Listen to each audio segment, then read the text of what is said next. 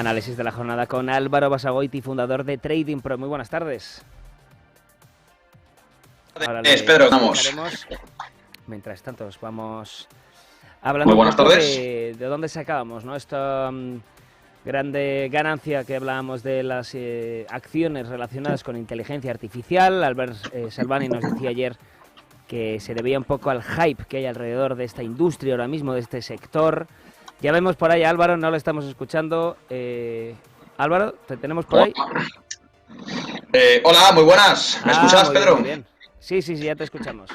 Vale. Que me dejas, si no, aquí a hablar a mí, me pongo a cascar y se nos va el tiempo. ¿Qué tal, Álvaro? ¿Cómo ha ido la semana? Pues pasando un calor, la verdad, aquí en Madrid, terrible. Terrible. Sí. Vamos a ver si conectamos bien contigo, si no te llamamos ahora por teléfono, ¿vale? Por si no te escuchamos bien. Bueno, en la portada estábamos hablando un poco de estas acciones de empresas relacionadas con IA. Vimos ayer, bueno, en el Russell 2000, las acciones de minería de Bitcoin y de inteligencia artificial eran las principales ganadoras de este 2023.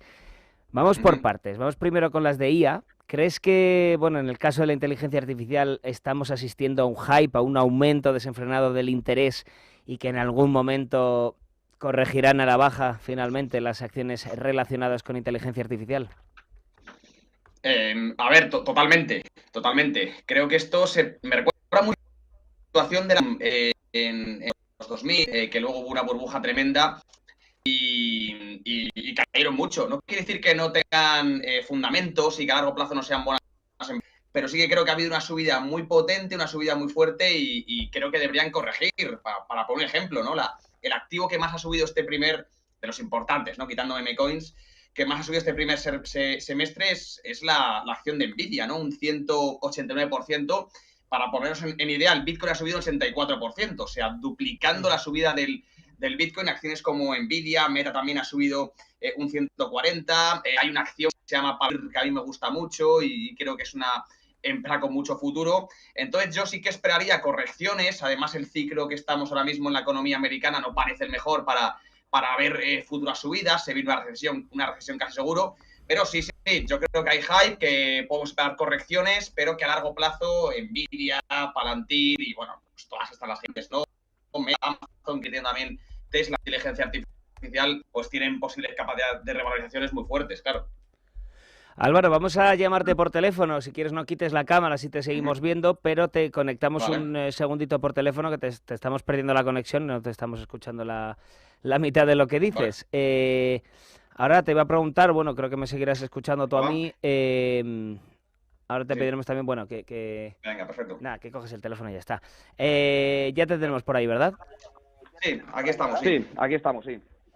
Entonces, la otra, bueno, la segunda parte de estas conclusiones de ayer de lo que contaba, bueno, era las acciones de minería de Bitcoin. Sobre la minería, hoy hemos conocido, por ejemplo, que una empresa que además cotiza en el Nasdaq, Bitcoin Riot Platforms, no es la de los videojuegos, va a agregar 33.000 nuevos mineros antes del halving, que se espera para 2024, el halving de Bitcoin.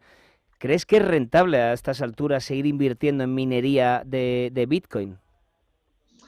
Hombre, a ver, la minería del Bitcoin, la rentabilidad en la minería del Bitcoin depende de factores. Obviamente los costes de energía dependen, no lo mismo no cuesta la energía en todos los países, tampoco los hardware, ¿no? Para minar, pero sobre todo también del valor de mercado del Bitcoin y de las expectativas de revalorización.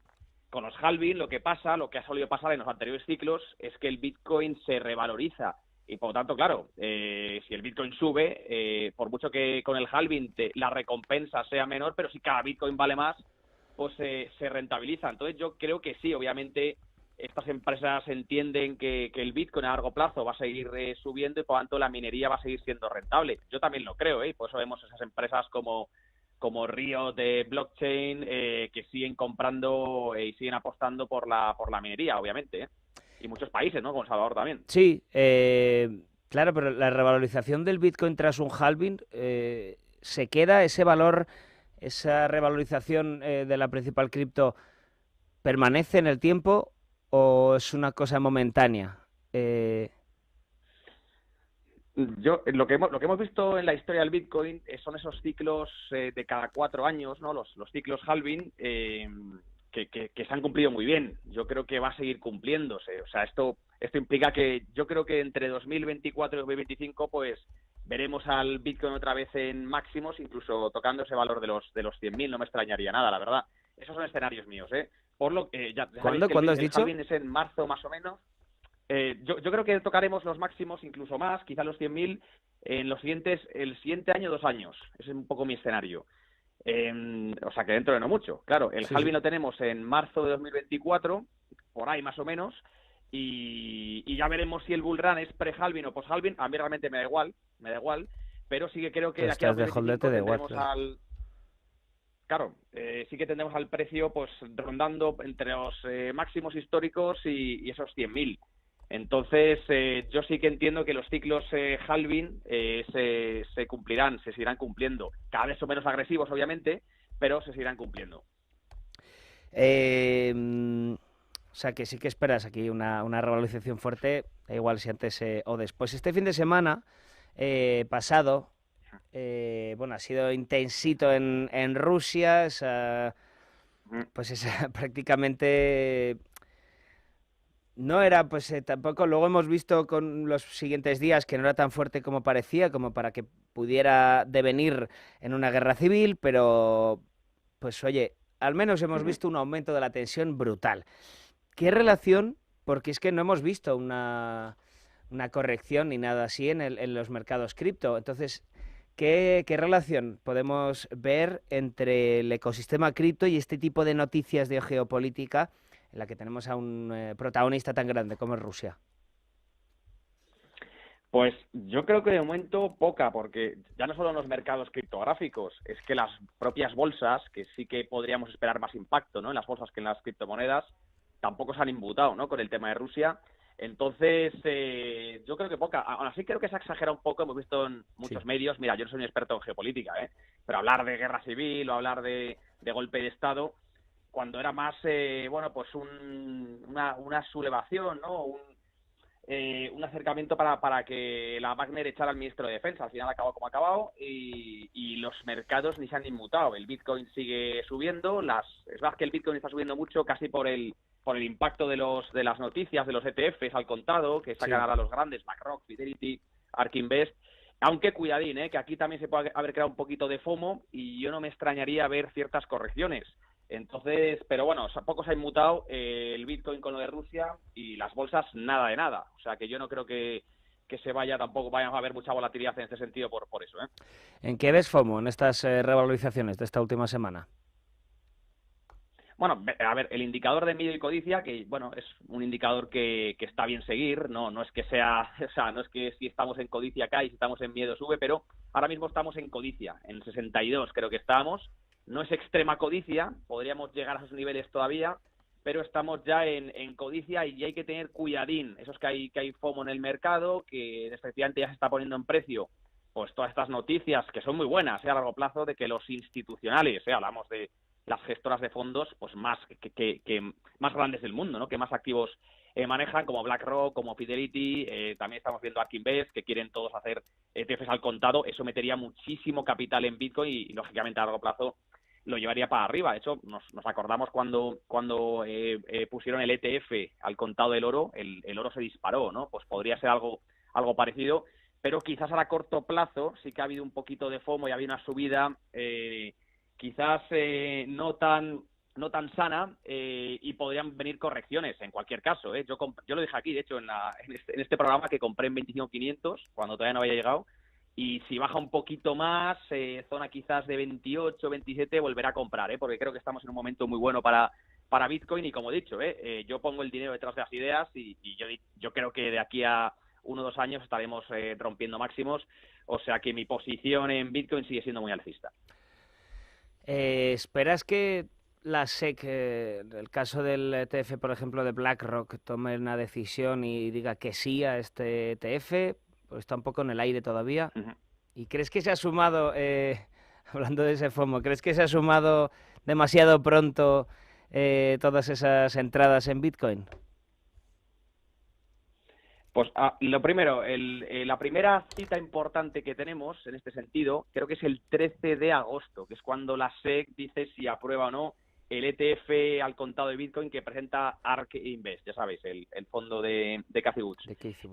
Ya veremos ahí cómo respira la SEC. Yo creo que BlackRock tiene mucho poder. Me costaría ver, la verdad, a la SEC diciéndole que no a BlackRock. Para mí que tiene más poder BlackRock que la SEC prácticamente. Entonces yo creo que al fin y al cabo lo acabarán consiguiendo, ¿no? Se acabará aprobando algún ETF de Bitcoin al contado y ahí pues veremos entrada muy fuerte de capital y por lo tanto pues grandes posibles revalorizaciones, porque recordemos que la oferta de Bitcoin es limitada y si la demanda va creciendo pues el precio irá subiendo. Y ahora mismo ya sabes cómo es el mercado. El mercado, la gente siempre pone en precio antes de lo que sucede, ¿no? Compran rumor, vende noticia. Pues la gente ahora mismo está viendo nombres como BlackRock, nombres como Fidelity, como ARK Invest. Bueno, también hemos visto Deutsche Bank, noticias también en Hong Kong, que están también atrayendo mucho capital. Curiosamente, hace poco era más... Sí, HSBC ayer. Entonces, claro, vemos como la adopción institucional cada vez está más cerca. Es una realidad, de hecho, ya.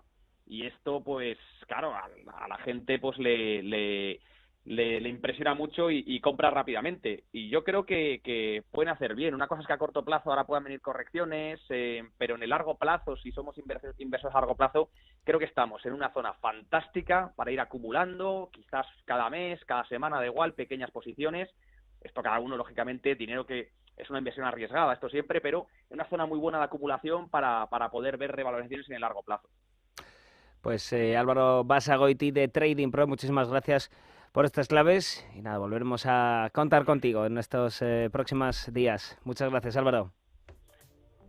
Muchas gracias a vosotros como siempre. Un saludo a todos. Inversión, bolsa, criptomonedas. Te contamos las noticias que mueven el mercado.